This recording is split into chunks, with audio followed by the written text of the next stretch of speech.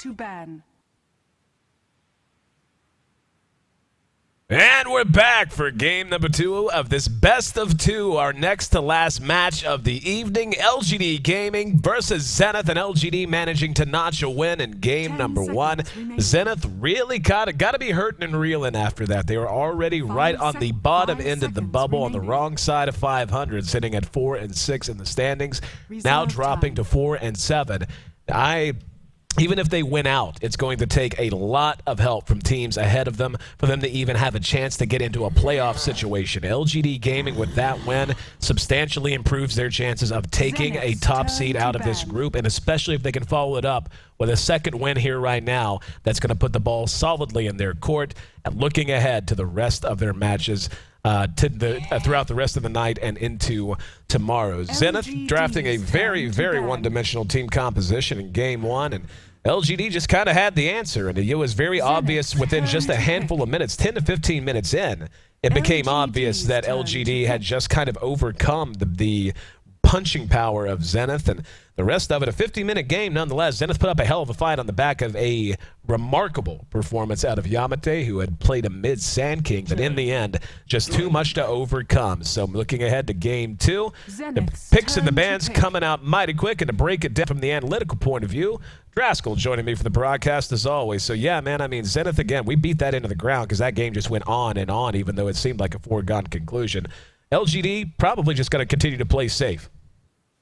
Yeah, with the Chen DK, it's the beginning of what we referred to as the death ball. It's a push that is very difficult to deal with, but the thing is, they've shown their cards relatively early, so Zenith are going to have a lot of time to try to compensate for that. They start things off with the Bat Rider, who is great at isolating heroes like a Chen. If he ever gets out of position, you can just burst him down, prevent the Hand of God, the mech, what have you. It's a really good tool to stop that push from starting in the first place.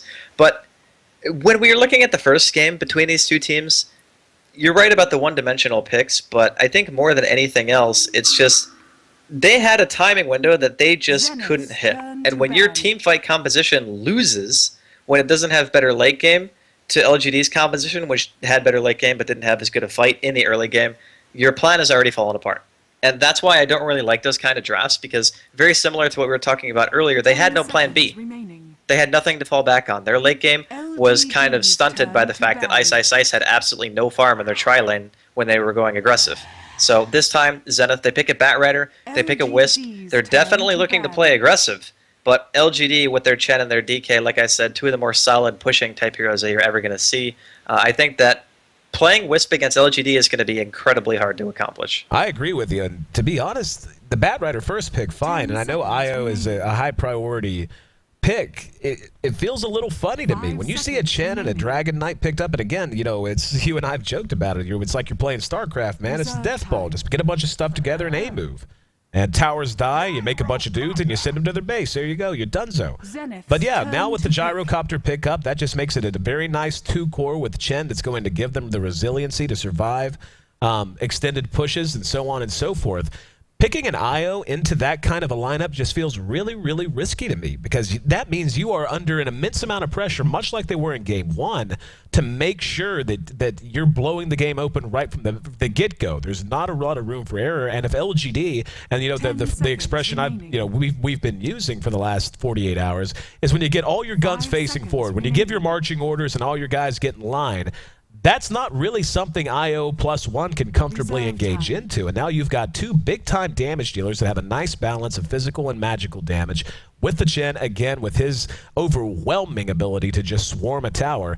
And if LGD is able to land, I would say probably one decent initiator, then a good lane support, it's really hard for me to imagine Zenith finding any real opening with an IO +1. Exactly. I mean, the whole point is actually what you mentioned. And when you pick a Wisp that early, and then LGD just counterpicks you by picking a 5-man lineup, well, you're in a lot of trouble, because the Chen actually is able to do his job before a Wisp even hits 6. He's able to go for an early tower. He's able to maybe even go for 2 if LGD are having that good of a time in the laning phase. And not only that, but they have a Gyrocopter on top of it. So not only do they have good push, but their team fight isn't necessarily lacking either. And it looks like Zenith's choice is going to be a Juggernaut. And Juggernaut is very good in terms of the fact that you can't focus him with magic at all because of Blade Fury, and Healing Ward can keep your team up and running for a very, very long time, and maybe that's what they're looking to do. Maybe they're going to use a healing ward as a deterrent for these pushes to make sure that whenever they engage, they can sit at the tower, whereas normally you would have to back because you can't out-sustain the Chen heal in the mech. Right. Whereas a healing ward's going to give you enough to actually do so. So I do actually like that pick quite a bit. The one thing that kind of bugs me about Juggernaut is he's not really a hard carry.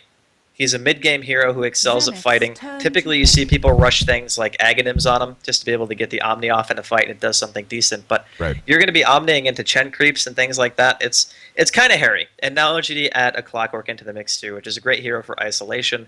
And it also makes Batrider's job a little bit harder as well. Oh, yeah. Well, the Clock, to me, that's such a good hero. And this is a concept that we always talk about is whenever you're trying to put together these slow push kind of lineups, and if there's anything that we saw in game one, it was slow push and methodical dismantling of an enemy team. Whenever you have that kind of a lineup that just meant to face forward and just slowly grinds you down, you nonetheless want to have some kind of a reach hero that will be a substantial enough threat to zone the enemy team off of their own tower. You don't want them to feel comfortable sitting back, just waiting on you to get a little too close so that they can engage out en masse. You want a hero like a Puck, like a Clockwork is a great example, who just makes them feel uncomfortable, makes it so it's like, well, if the Chen creeps get on the wrong side of it, maybe the DK decides to go man mode and he gets close because he knows he has the Chen heal to fall back on if he does end up eating a lot of damage. That makes the enemy team so much more uncomfortable when they know at an angle that they can't possibly cover, Clockwork could be throwing a hook, and it makes them so much more likely to concede ground. And it's a concept that you kind of put across. You want to put them in a position where you're on their side of the map constantly, so even if you do lose a fight, they get no secondary objective out of it, or if they want to create a secondary objective, they have to walk through you. Zenith going to go ahead and grab the fourth hero with the Crystal Maiden, and I mean, looking at their lineup, I'm a little curious as to how they're going to play this. I mean, Crystal Maiden very much an early game-oriented hero. She can be of value outside of the first 20, but for the most part, levels 1 through 5 are her sweet spot.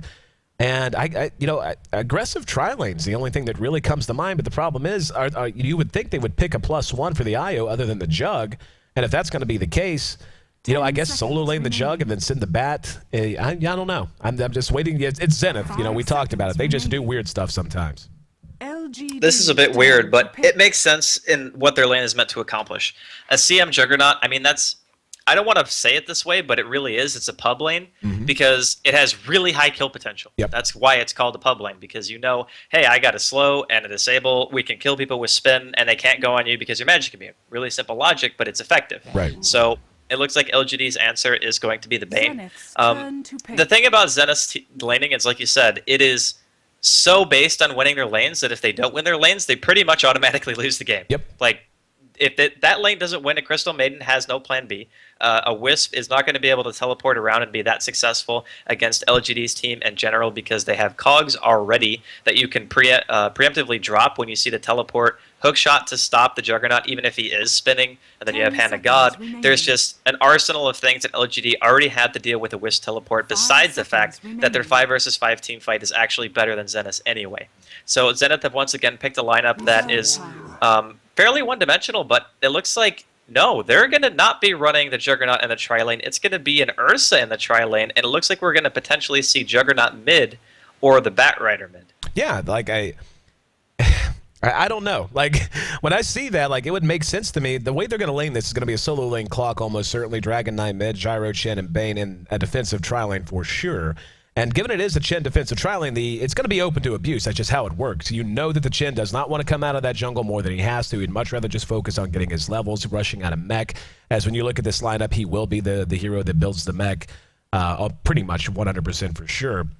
So if you can make him come into lane, not only is he's just kind of food unless he comes in just the right way, unless he has a little bit of early luck with some creeps, and unless he really is communicating well with his team. If he doesn't come in at the right angle at the right time, he's very easy to kill off, and there is so much kill potential coming out of this lane. The only question is it going to be IO and Crystal Maiden plus Jugger, or IO and Crystal Maiden plus Ursa, or are they just, I mean, like you said, it could be mid and then they off the bat, but to me it almost defeats the purpose of drafting a Crystal Maiden if you don't do something aggressive with her. It just doesn't make a lot of sense to me.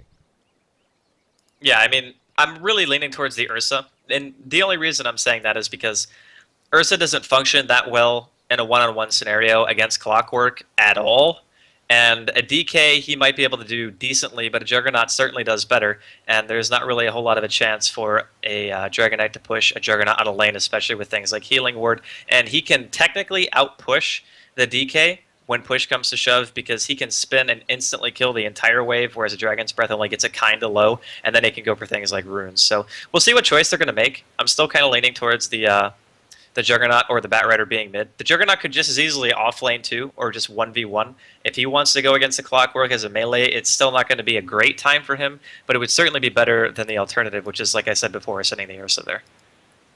Still waiting to get things underway, and it seems like exhaustion gripping us all, as for the first time, really, in the last few games, we've had actually some technical issues and such that have interrupted play, but as always, the fine folks at Valve and solving the problem, such as it may be, in very quick and timely fashion. Yeah, right, like Valve knows everything but Valve time. If it were really just Valve solving the problems, we'd be waiting until next month.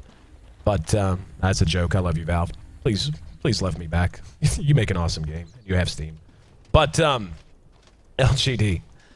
Moving out now. We'll see how their lanes are going to shape up. Yeah, exactly what we expect out of them. But we're seeing XY lead things off up towards the top lane. Ice and Freedom hooking up in mid. We're actually going to... Oh, it's the later Hosen Ursa. Oh, that's totally Cowboy Ursa. Or, yeah, later. I think that's later Hosen Ursa. I've never actually seen one in-game before. Let me double check, and we'll focus on the lanes. Yep, the Immortal Alpine Stalker's Gloves, which I can't possibly understand why people were adverse to this. I'm sorry, I just don't. It is awesome and glorious, and it's a bear wearing a scarf, okay? I think it's more important to note that it's a bear wearing a cowboy hat. And a scarf, and suspenders. Come on.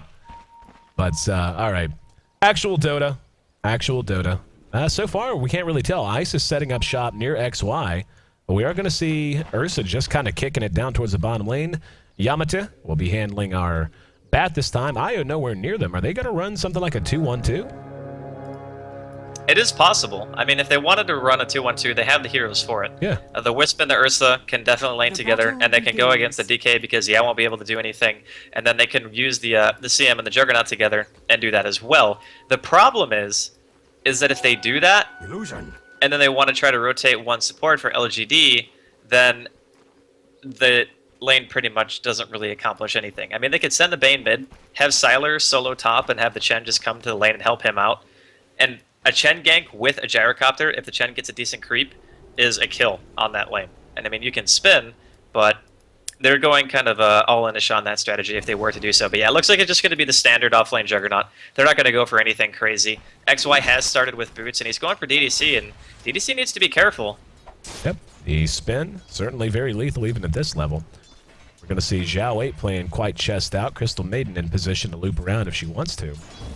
And Yamate with sticky napalm. And let's see. Ice just kind of hanging for the moment. We'll keep an eye on this lane while we can. I would like to run through the lineup. So we're going to see XY given the old end around as DDC gets up a few auto attacks. Down here for Zhao 8. Ice still biding his time. Now he shows himself. Now he's going to be getting stacked with sticky napalm. Frostbite is what's skilled by Ice. And, yep, going to spend it. Cogs go down. And he's got a flame break. He'll toss it. Don't know the depth. No way they get the first blood, but certainly going to force him to burn through a bit of regen. Already we see XY rotating away from that top lane, perhaps just realizing that that's going to be a little bit tougher than perhaps anticipated. Yeah, I mean, the Juggernaut not going to be too pleased with the situation overall. He can still soak experience, though. I'm not sure why he's so scared to just sit in the lane in general. If he gets to like tier 3, 4, gets 1 or 2 points into the healing ward, then he's pretty much done the only job he needs to do, which is, well, A, not die, of course. That's like the #1 thing for any offlaner, but he should be able to soak relatively easy, because even if they Nightmare him, he'll be able to spin away from any damage that they have, period. Like Sylar, the only threat he can do right now is Rocket Barrage, and of course if you're Magic Immune, you're not going to be getting hit by that. So the one downside, though, is that LGD is doing a very good job of controlling the lane. They just did a pull. It's unfortunately a single pull, so it's going to push it down a bit, and I think XY will notice that and probably just be patient with the experience that's about to be coming his way. Pulling back now. And looks like it is going to be quiet, so we'll go ahead and run through our lineup. So Ursa going to be handled in mid by Ice. Crystal Maiden going to be played by the appropriately named Ice. They really do like it chilly there on Zenith. We've got Freedom playing our IO, who is doing some stacking and pulling, and the Such here in mid lane just to help that Ursa out, which is something you don't see that much. We'll come back to that in a moment. Yamate, who was our standout MVP, no doubt, in Game 1, despite being a member of the losing team. He'll be on the Bad Rider with Juggernaut, played by XY, who is still searching for level 2 in that off lane. Zhao 8 going to be playing on the clock. He's doing his thing, soaking up what he can and messing with the pulls and the Such as the offlaner for LGD. Sylar going to be back on the gyro, farming away in this tri-lane. He'll be joined by DD playing on the Chen. The DK going to be handled by Yao, and of course the Bane played by DDC. And this tower, and unfortunately for poor XY, not getting any more experiences. They've done a great job of zoning him out. They're just going to take this tower quick fast. Top tower is under attack. And that's one of the points that I was trying to make earlier with the lineups, is that even though X Freedom is able to pull middle because he's a Wisp, which by the way is something that Valve has tried to fix multiple times because of how ridiculously imbalanced it is, and you can see by how the fact that Yao is going to lose out on an entire creep wave now. That's going to allow Freedom to get a ton of experience and deny mid quite a bit. So this lineup is actually getting more out of the early game than I think it should be necessary. And LGD are trying to push in with their early game composition using the Chen. They need to keep up the pressure though, because Zenith are going to be able to get a very quick 6 on that Wisp, which means that their mid game is going to be very, very strong. XY barely able to dodge the homing missile stun. Nightmare not lasting just a little too short of a duration. He does manage to make it back and finally does find level 3 as well, so now beginning to make some progress, but here shortly, yep, we're going to see this creep wave, or the creep equilibrium sucked back pretty soon. And yeah, when we see this, it's going to be bad times for XY in terms of trying to get some levels. Here in mid, taking a look at Ice versus Zhao. We can see 27 CS for him, 13 for Yao, and so much of that, as you had mentioned, owing to Wisp and what he's been able to accomplish in terms of just mucking with the creep mechanics there in that mid lane. And everything's staying pretty quiet, though. 4 minutes 40 seconds in, other than one semi-attempt by Ice at trying to catch the clockwork out, really haven't seen a whole lot of gank attempts or movement. It's not really that surprising, at least from Zenith's side. They have a window where the Bat Rider's going to hit 6, the Wisp is going to hit 6, and they're going to have really good teamfight composition or the ability to at least pick. Whereas LGD, their only goal really is to go for early game towers, and the Chen is still only level 3 at this point. So he needs a little bit of time to get another creep, maybe decide to move over because now the tier 1 is dead, and DDC can maybe start pulling again, get some experience of his zone to try to hit 6. I actually think that Zenith's lineup will probably end up being moderately successful again because of Freedom's ability to pull mid, and not only that, but LGD can't really collapse right now, because they know that there's a lot of heroes near mid anyway, and if they come up there, then Ice is likely to make the transition as well, so they're going to have to push into a minimum of 3 heroes, and XY, he's the one suffering the most here. I mean, let's be honest, the poor guy's level 3, and he hasn't really gotten much of anything. Does have a cool sword, though. Give him that. Pretty cool sword. Can't have everything in life, sometimes you just gotta take cool swords. Ice here in mid, doing quite well on the Ursa, is actually a full level ahead, just about a full level ahead of Yao, which is rare whenever it just comes down to, in most situations, but again, just owing to the help that Freedom's been able to give him, and continuing to give him. XY, he's just jogging laps. That's just what he does when he gets frustrated. It's like the second time he's done that, he's just, if you're watching the minimap, just going like this. It's fine. Just jogging laps, gonna make sure dude stays in shape. We'll have an invis picked up by IO. He is hooked up with Ice. And yeah, I mean, right now, everyone's just kind of satisfied with the status quo. Chen is making good level progress. He's level 5 at 6.5 minutes into the game. And again, this is what Chens want to do. This is why very often you want to aggressive tri-lane into a Chen if you can help it, just because you want him coming away from that. You don't want him getting Hand of God up any sooner than you can help it. But Zhao 8 playing very, very careful as well. He's also level 6. Him having a hook, and level 6 in this situation at 7 minutes in, and this as an offlane in this situation really is not bad from him at all. No, it's really not. I mean, this is one of the strengths of having a hero who you simply can't kill because of your lane composition. I mean, the Bat Rider can Firefly and walk into him, but if he cogs, you're still going to get hit by the cogs, and you're not going to be able to really initiate. So even with the CM, it's not really giving you that much. And in that sense, I think the CM pick really hasn't delivered on what it was supposed to. Because when you pick heroes like that, it's for aggressive purposes only. Right. And getting levels on a CM is okay, But CM does not really give you the same kind of control that a Bane does, and certainly doesn't have the same late game potential either, because the longer the game goes, the better Fiend's Grip actually gets in terms of what you're stopping from happening and the damage output that you can do in that time. Because everyone else in your team scales, so the disables become better. So I just really feel like Zenith have a couple of weird decision-making, like, how should I put this? They drafted a team that is actually working, but it shouldn't necessarily be working as well as it is right now. You know, it's working, but it's the Twitch meme. You know, at what cost? No, how about to what end? Like, to what's the end game? I mean, yes, you're getting Ursa some farm and all this fun stuff, but Silo's just farming away, man. He's 54 CS. The Bat and the Ursa are doing great. But, you know, it's like, I'm just curious how this is going to pan out, especially when let's see if they can get Zhao. Wait, there's a hand of God, and he's going to hook himself to creeps. Here comes the reaction. And, you know, they're coming out ahead fairly well in terms of gold and levels and all that stuff, but still, I worry for them because they just have elements of their lineup that are going to become either obsolete or much less valuable by the time they put all this golden experience to use. Yeah, it's kind of what you were saying. It's just like, well, we got an Ursa farming, and Ursa farming is definitely fantastic. We've seen Liquid use Ursa to great success. Korok earlier, I think he had something crazy like a 17-2 Ursa game. Oh, yeah. And speaking of action, might have some mid. We're going to have Ice picked off. Io's there. DD going to be caught with the Frostbite, and he will... No, First Blood going to go to DD, who got it with a Test of Faith. He ends up paying with his own life, but Yell's going to chase down Freedom, caught him with a Dragon Tail, and with a little help from Chen's creeps, helping him out from the grave, they managed to make it a 2-for-1. NWP, a.k.a. Yamata, shows up and puts a cease and desist on the nonsense. XY continuing to run laps, apparently, and we're going to see a Fiend's Grip from below ground. That is so long range. Yeah, well, I guess that was actually right at the edge of the range. Sometimes Fiend's Grip behaves funny, I'll tell you that. I have seen some downtown Fiend's Grips, and I guess maybe it was just the fact that he was standing on the lip of the steps made him look a little smaller and further away than he was. Nonetheless, finally, a game which was punctuated by a whole lot of creep killing. Get some hero blood on the soil, make it 3-1. LGD takes the lead.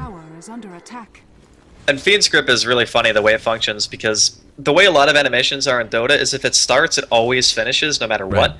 And in that time, you can walk farther away, which is why it seems wonky, and you see some of those ridiculous ranged spells. Like, I think Storm's Vortex works the same way, like Electric Vortex. Sometimes you see a pull and it's like 600 range, and you're like, what? But yeah, that kind of stuff does happen from time to time. But LGD, of course, getting themselves on a board in a big way. And Ice actually had a chance to run there, but then he like walked back in. Like, he got tethered by Freedom, and he had an opportunity to get away and get to the high ground and potentially just get a kill and not die, but he walked the opposite direction. Like, he walked the way that you would imagine nobody would ever want to go. Right.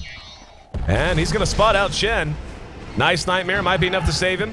Nope, never mind, removed. And now here comes the call down, the reinitiation. Freedom just explodes in a hail of missile fire. They do end up killing the Chen again, but Ice will not be getting away.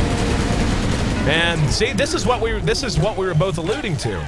It's like you've been farming your Ursa, but your composition, I'm not seeing how it's going to work against this, because so long as they stick together, and that's what their team's built to do. It's not like they have to do something weird. They drafted a team that wants to fight together all the time. And we're beginning to see that now, even in skirmishes. The 2-on-2s and the 3-on-3s are favoring LGD tremendously, while Ursa, yeah, he can eat your face, but, you know, he needs to be in the right position to do so. That's what Liquid did right. They were just always together, breaking the map up, doing anything they could to put all of their heroes to use. And, yeah, not the case here, as LGD not only takes a major kill lead, they take their first tower of the game as well, second tower, as they already did take the tier 1 as well. Now we're going to have the engagement. Now the call down's going to be there. They finally do get themselves a kill. Ice going to be caught out. And Fiend's Grip, no way to interrupt it. Down he goes. And that's another 2-for-0 trade. Even though they did end up losing the gyro in the process, but that's going to make it 7-3. And yeah, just expect LGD to just every few minutes, they're just going to get together and run at a tower and go, okay, stop us, I dare you. Yeah, you can't keep making bad trades like that either, because LGD already have a pretty good teamfight composition on their own, and you're kind of walking around without any of your supports. Ice is level 5 now, almost 6, which is a good thing, I guess, but he's not been really contributing. I mean, he has 1 assist, and they keep dying. So it's 3 deaths now on Ice, and he doesn't even have his Vlads yet. He's still 300 gold away from that. And good luck getting Roshan against LGD's team anyway, because they're Dire side, and that's why they probably wanted Dire side in the first place. Well, I don't know. Things are looking pretty tough right now for Zenith, and I think if maybe they just went for the aggressive tri-lane instead of doing the weird 2-2-1, it might have worked out better for them, because they would have been able to actually tower dive. Like, if you put a CM, a Wisp, and an Ursa against Sylar and a Bane, you can dive that. The Chen is going to have to come, otherwise you're just going to kill the heroes. And the CM didn't do anything bottom anyway. I mean, he sat down there and he creep pulled like once or twice. He was level 2 for a pretty darn long time. And they never even killed the Clockwork. So, yeah, here comes LGD. Looks like a 4-man smoke. This could get, oh, it's gonna run right into a 3-man smoke. They're gonna pop it on the creeps, and they immediately back off. They have to know that Shin would not simply be there unless it was with a full pack of folk. He's not gonna be coming with 1 person to smoke in there or anything. So they are playing cautious. They are gonna try to engage it though, but by now they see the full punching power. This is gonna be 3 engaging into 4. Bane spotted out. XY is level 8. Does have level 1 Omni Slash. Ice is there as well. Here we go. There's the Omni Slash, and we're going to have the lasso catching out Sylar. A lot of damage being done on both sides, but here comes the Wisp. We're going to hear the Omni Slash go off. Freedom being cleaned up, and that's a double kill for Sylar. Yao trying to make his way away. Will be frostbitten, but Ice just doesn't have the firepower. And his counterpart, 1/3 of him, Ice, melts as well. And yeah, I think proof of concept has been established here. Don't run into LGD. This is not the team you drafted for. You did not draft an Io, an Ursa, and a Crystal Maiden to go run 5-on-5 into this squad. It's just not going to work. Yeah, that's also that's a team wipe. That's tough. That's really tough for Zenith at this point. And there's a Blink Dagger on the Bat Rider, and they just showcased it right there. The lasso came out. He got immediately stunned. Couldn't do anything with it. And this is one of the inherent weaknesses of Ursa, is that he can only really hit 1 target. And by the way, he's not getting his ultimate, which is like, it's like mind-blowing. It doesn't have a cast time. It doesn't cost any mana. It's just free damage. Like, that's all it is, and he's not getting it. So, I don't know what the heck is going on this game, but here we go. There's going to be another hook in. Cogs are down, and just look at the damage done. Sylar just laying into them, and we will see more deaths on both sides. Ice can't do anything but turn, throw out a Nova, and hope for the best. They will finally be able to get a few return kills after a slide overextension. They end up turning that into a 3-for-3. They lost the tower. And very fortunate for them. If that mech had been on cooldown, or been off cooldown, that probably would have been, if not another team wipe, damn close to it. Instead, they do manage to turn around and get something done. And DD says, hey, here's a creep stack. I got this. It's fine. But 15-6. As we roll past 15 minutes, taking a look at the gold graph, we're getting into 5-digit territory. Almost a 10,000 gold lead going the way of the Chinese squad, right in that vicinity, just south of 7,500 experience for LGD. You know, the end of that fight actually was as good as Zenith could have hoped for, because they were all just bathing in a Firefly. And luckily for Zenith, Yamate was actually maxing Firefly. You see a lot of Bat Riders now don't do that. They'll put more points in a Flame Break, because it's much more reliable to land a 300 damage Flame Break than to ask the other team to kindly sit in your fire. But LGD was nice enough to actually do that, so it wasn't an absolutely atrocious exchange, but they did lose their safe lane tier 2. That's not really a good thing, and with Yao having the Shadow Blade, they have another form of initiation. Well, actually, I shouldn't say another, but it is not bad to have one, I'll say that much. And Zenith are just going to keep losing map control, I would assume. The team fight of LGD is very, very strong, and the Ursa pick for me, I'm just really not feeling it. Well, they haven't done anything with it. It could have just as easily been any other melee hero you can name the way they're playing it. It's, you know, if you pick an Ursa, again, if you want a clinic on how to make Ursa IO work, go watch Team Liquid. We all got a clinic on that one. It took about 21 minutes, and there were 17 dead bodies on the ground for Korok by the time all was said and done. And I'm just like you. I'm not really understanding what the idea was here. Chin is more farmed than Ursa, by the way. An Ursa who had an IO helping him in mid, creep pull and creep stack and the such. Chin has accrued more gold, and again, it's, you know, it's almost frustrating as a caster, because I know how good Zenith is. I've casted them enough, and I just feel like they really just boned themselves here. And this match so important to them. you just hate to see it. And, you know, not to say I'm not going to root for LGD. It's not a rooting thing. It's just what you always want to see are teams that are on top of their game. And I always feel bad when I feel like a team has just kind of picked themselves into a corner, euchred themselves into a corner. And that's exactly what it feels like Zenith did with this draft and the way they laned it, especially the Crystal Maiden pick. Again, what has Ice contributed? I mean, and not the player himself, but what has the Crystal Maiden contributed that has been worth that pick? No, I completely am on the same page with you. There are heroes in a specific role, so hold on. This is, hey, that's the most they've gotten out of her, and finally some damage being done. Here comes the Hand of God, though, and LGD. All it took, one Hand of God, and 1 for 4, and another triple kill for Sylar. Sylar's greedy. He doesn't know how to do it unless it comes in second and third helpings. He's 10-2 now, 4-3 on the Chen. 12 assists, by the way, on the DK played by Yao. And yeah, I think, again, concept proven. That was the best engagement they've had. They actually had a chance to get most of the damage done. Even Crystal Maiden was able to contribute something by getting her ult off. But Mechanism and Hand of God, pretty good, last I heard. Yeah, not too shabby. It makes team fighting very easy, which is another good point that we haven't really hit on about Zenith's lineup is the only mech carrier they have is the Wisp, and Freedom has been forced to fight like the entire game, so he's not even in the ballpark of being able to get that item. And a lot of these compositions nowadays, you pick a hero that's going to get a decent amount of farm, whether it be from an early push or from being able to jungle, to get a mech so your team fight is stronger. And Zenith have kind of lacked in that, I think, both of their games so far. They just don't really pick teams that have good 5 versus 5 necessarily, and it's not because of the composition per se, but it's the way that they end up laning it. I really do feel as if they just went a normal aggressive tri-lane, they would have had a much better shot at making something happen than the way they did. I agree with you. And to tell you the truth, it was bizarre in both games.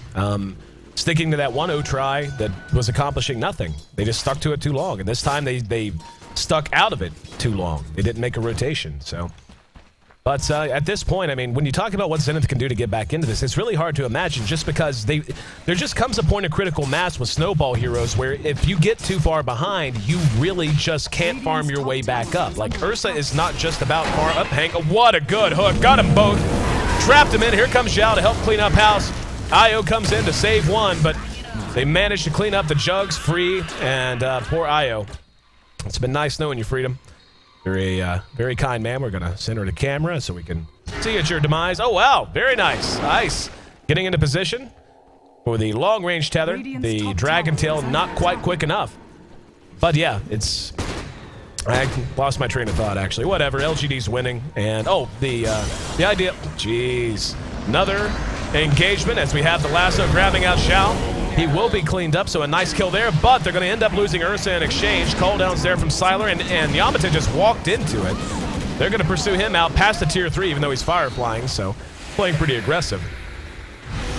But the idea is that there are snowball heroes like Ursa that they just don't play from behind. You just can't get them back into it because it's about more than just building items. You have to have levels, and you have to have everyone else just basically scared to face you because you're just so much bigger than they are, more developed, and you have better stack gain. Yeah, it's I don't know how many more ways we can hash it, man. I mean, Zenith are just really not looking so good right now. This is I'm still baffled though. Like, why is Ursa not getting his ultimate? Like, why is Isai saying to himself that, okay, let's just do a little bit of simple math here. He has 1400 HP. 5% of that is well over 60 damage, right? Mm-hmm. So he's basically saying, I don't want, like, a free relic. I just don't want it. You know what? It's fine. I'm doing fine on my own. I'm a bear. I have a cowboy hat. I just don't care. That's like... Maybe that's the point. Maybe he's role-playing, man. Like, if I was a bear and I had a cowboy hat, how could I be enraged? Like, I don't think I could get mad if I had a cowboy hat. Hang on, we're going to have Xiaowei engaging in again. Ice gonna actually be able to jump out momentarily, and here comes the IO, but Sylar showing off the BKB, gonna re-engage. NWP gets a double kill. Yamata walking away with a little bit of work done, and IO gives him the old okie doke and juked him like hell. And that is the best trade Zenith has had in a long time. They actually got a 1 for 2 that time. Yeah, it wasn't too bad at all, and it's interesting because Zenith is still, like, their players are still skilled enough to find these openings, but they just put themselves in such bad positions with how they lane and how they draft. Like, it's actually crazy that they're even in the game to this extent at this point, because on paper, you look at LGD's team and you're like, yeah, it's a standard-ish team, right? Like, Gyrocopter is not as common as it used to be, but he's still pretty darn common. Yep. And then you have the DK Chen, which is about as standard as you can get, especially during the preliminaries so far. So you have a team like that has shown success with those kind of picks, and other teams have as well. And then Zenith just casually picks a CM Ursa, and then puts the Ursa mid. IO It's like, Juggernaut as well. Don't forget that. yeah, I'm just at a loss. It feels like if they were just a little bit more willing to conform to like normal picking strategies and normal laning strategies, that they would have a lot more success. Tell you what we need to do, man. When we get to Seattle, we need to take them all out and get them tattoos and piercings. That way they can just, like the Rebellion, then get it out of their system. They can just, look in the mirror. Like, anytime they want to pick an Ursa, lane it mid with an IO creep stacking and a Crystal Maiden in the safe lane for no good reason at a 2-1-2. Anytime that thought occurs to them, they'll look in the mirror and be like, no, I'm rebellious enough. I've got my 00 gauges and my hilarious I Heart Seattle tattoo on my chest. But LGD trying to take down the tier 3. There's a lasso onto Sylar, and they're going to try to bring him down. Nice flame break, knocked him back, but the Force Staff gets him back to safety, at least momentarily. They're going to mech through it. Finally, he does lose the Aegis, but now the damage coming back in the other direction. Centaur there, beautiful stomp coming out from DD. Really well played with his creeps that time. And other than dropping the Aegis, a 2-0. And they're going to go ahead and bring down the tier 3 for free. They've got urns, they've got bottles, they've got everything they need to keep this push a-coming. Rax is down, and LGD, knowing them, they're going to fall back and wait on Roshan before they do anything else. I mean, I wouldn't put it past him, to be honest. It's only about 5 minutes. So, I don't know. That fight was a little bit one-sided just because of the fact that they go really hard on a hero that has an Aegis, and I can see why they would do it. They wanted to pull him into the base, so if he resurrects with the Aegis and he's that far out of position, it just wouldn't matter and his team wouldn't be able to help him. But since he got Force-Staffed back out, he was close enough to be able to be helped, and heck, he didn't even die that fast either. He kind of got mech'd before that. So then they teleported on top, got stuck in cogs, and hookshot, and it was just a bad time. And by the way, I just want to say DDC's reaction time is sick. Isn't it? Is the second they teleported in, Fiend's Grip. Like, I know you can see it coming, but the fact that he got that target that quickly because they come in right on top of each other is actually pretty difficult to do.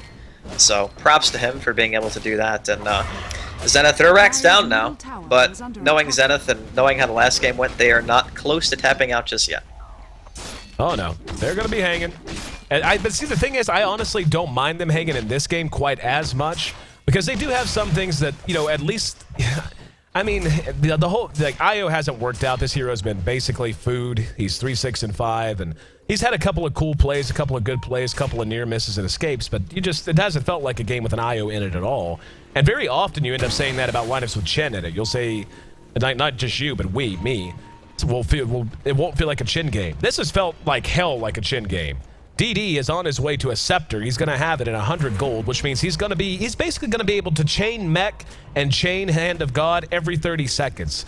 What do you do? Like, even if you have adequate damage, which Zenith doesn't, you just can't overcome that with this kind of a lineup. They have very little actual initiation. That's something we didn't really talk that much about. You have, obviously the IO relocate serves as a form of initiation, but other than that, and other than laning phase spells like Frostbite, you've got Lasso, and that's really all you can use to reliably try to punish LGD's positioning. And yeah, LGD just has more tools than you. They have more stuff, they're richer than you are, it's class warfare, they are the 1%. Well, that's all I got, man. Like, I don't know. I'm done. I don't know anymore. I'm just like, this game, LGD, I've just been dominating since pretty much the get-go. The problem is with games like this is that you want Zenith to do well because they pick really cool things. Like, their lineup was really creative, and you say, well, the creative lineup didn't work because it had some very strategic weaknesses. So it's okay to pick cool things, but you have to have a specific reason. That's why their lineup isn't working. Like, they didn't have a reason to put the Ursa mid. They didn't have a reason to have the CM bottom. Those things did absolutely nothing. And, I mean, finally, Ice has picked up his ultimate, so thank God for that. He's got a little bit of extra damage. But oh, they're going to be teleporting. Yep, and not going to be able to kill DDC. Here we go, re-engagement. Yao's face taking it up front. And we're going to see the Fiend's grip at point blank. Finally, the Omni Slash comes in. That's going to make it a 1-for-1, at least for the moment. XY going berserk with the Blade Fury. Ice and Xiao locked together. Not anymore. Ice released from this mortal coil. And Yamate going to be forced to show off his fancy force staff as he looks for some kind of safety. Homing missiles on the way to him, and he is going to blink away. Oh! Barely able to get away. But, yeah. Yeah, that you just saw right there how... look at this. Hand of God cooldown, 30 seconds. 30-second cooldown. He can just cast it for fun. He just cast it just because he likes the sound of it. He could, but it costs a heck of a lot of mana. He can only do it 4 times, and then he's pretty much out. So he needs to be a little stingy, but it certainly helps with the push, that's for sure. And as a true LGD fashion, they're still defending their tier 1 off lane very vigilantly. Sylar has...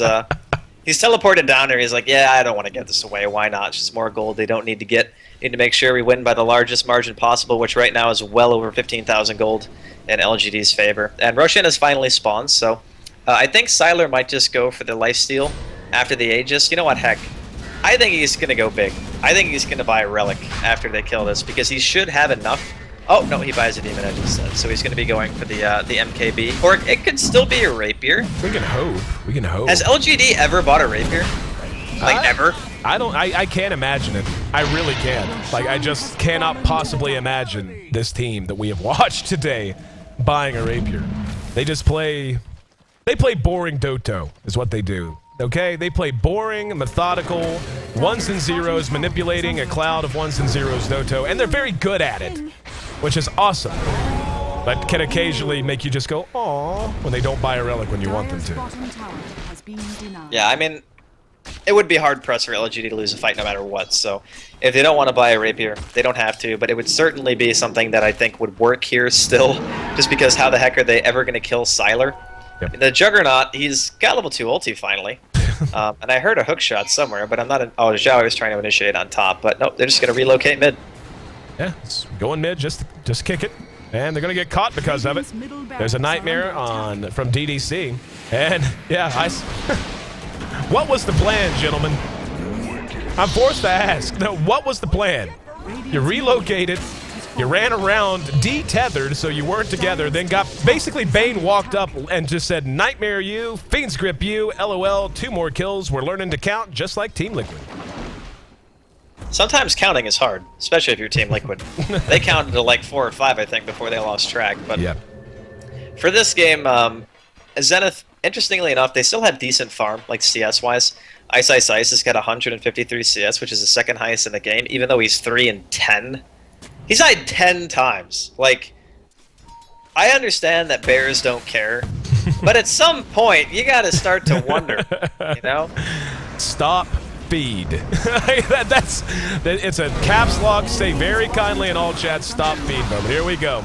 Potentially the last battle of the game is a call down. We're going to see Sylar continuing to just go to work. XY going to be his target for now. Dragon Tail stuns him out, and he dies in a hail of particle effects. And that's going to be a dead tier 3. That's going to be your GG. Zenith, and one of the more... I'm just going to be honest, one of the more painful series I think I've ever watched. And I don't mean that as a bad thing towards Zenith.